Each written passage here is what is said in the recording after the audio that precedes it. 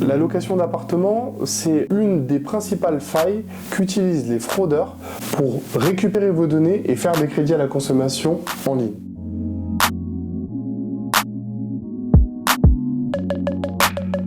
Bonjour à tous, je m'appelle Philippe Canté et je suis le fondateur d'ID Protect.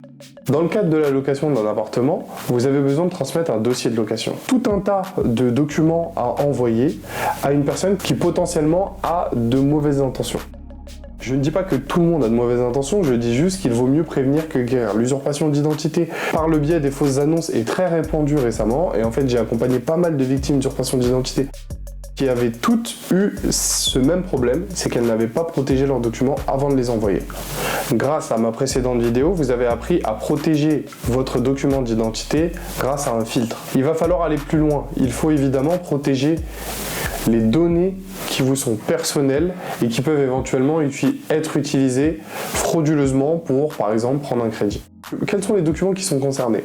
Les documents qui sont concernés sont vos 3 dernières fiches de paie, évidemment, votre avis d'imposition, votre justificatif de domicile, attestation CDI, etc. Tous ces documents sont envoyés dans le cadre d'une location et il faut absolument anonymiser certaines données afin d'éviter que ces documents puissent être utilisés. Gardez en tête l'intention du bailleur lorsqu'il vous demande certains documents. Évidemment, lorsqu'il vous demande vos 3 dernières fiches de paie, votre attestation de CDI et également votre avis d'imposition, il veut tout simplement s'assurer que vous serez en mesure de pouvoir payer les loyers. Donc l'attestation de CDI, c'est pour savoir que vous avez une certaine stabilité. Les 3 dernières fiches de paie, c'est tout simplement pour avoir l'argent que vous touchez à la fin du mois.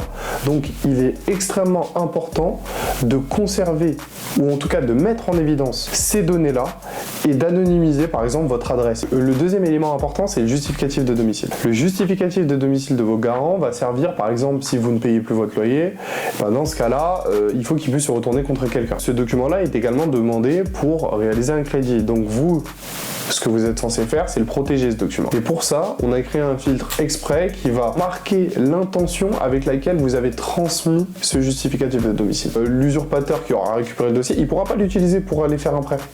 Parce qu'il y a marqué l'intention pour laquelle ce document a été édité, ou en tout cas transmis. Donc gardez en tête qu'il faut absolument protéger vos documents avant de les envoyer.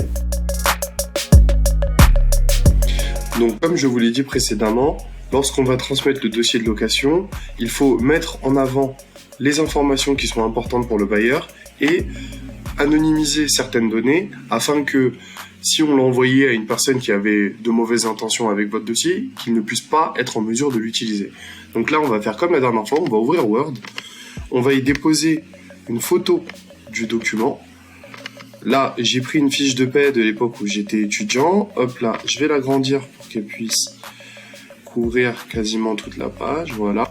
Donc déjà, on commence par le mettre en arrière-plan, toujours au travers, hop. Et ensuite, clic droit encore, puis arrière-plan. Voilà, donc ce document est en arrière-plan. Là, l'information qui est importante, c'est le net à payer. Le bailleur, ce qu'il veut savoir, c'est si je suis en mesure de payer son loyer. Je vais aller dans Insertion, puis Forme, et là, je vais aller choisir un cadre. Ce cadre-là, je vais le poser, hop, sur l'information à mettre en évidence. Donc, je vais juste changer la couleur pour qu'il soit bien voyant, hein, rouge. Là, je me rends compte qu'il y a mon adresse personnelle. J'ai pas envie que, éventuellement, cette adresse-là puisse être utilisée. Ben, dans ce cas-là, ce n'est pas l'information importante sur ce document. Donc, je vais aller rajouter, hop là, un petit cadre noir pour masquer l'adresse. Hop là, voilà. Petit cadre noir, hop là il est bleu, je le mets en noir et voilà. Donc là hop, pareil, je dépose un autre cadre, hein. CTRL-C, CTRL-V, hop, et je vais déposer un autre cadre à un autre endroit. Il y a mon numéro de sécurité sociale. C'est pas important pour un bailleur, donc je vais masquer cette information-là.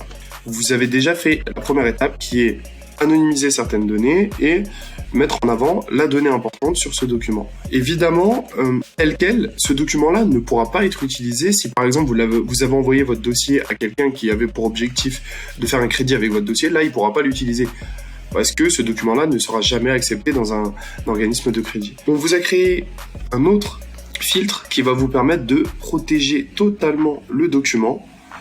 Voilà. Hop, et je mets habillage, d'abord au travers, puis hop là, je le mets au premier plan. Voilà, comme ça. là, vous avez le filtre déposé directement sur le document. Je le mets bien à la taille. Comme ça, là, il y a marqué l'intention pour laquelle vous avez transmis ce dossier. Donc là, ce qu'il vous reste à faire, c'est d'imprimer le document si vous souhaitez remettre votre dossier de location en main propre, ou bien d'enregistrer ça au format image. Il faut toujours l'enregistrer au format image et non pas au format PDF. Si vous le mettez au format PDF, comme je vous ai montré dans la précédente vidéo, on peut extraire les différentes images du PDF et donc le bulletin de paie ne sera plus protégé. N'oubliez pas, c'est extrêmement important de l'enregistrer au format image. Voilà, j'espère que cette vidéo vous aura été utile. N'hésitez pas à la liker si elle vous a plu et à vous abonner à la chaîne si vous souhaitez avoir plus de contenu sur la protection de l'identité à l'ère du numérique. À très bientôt l'équipe.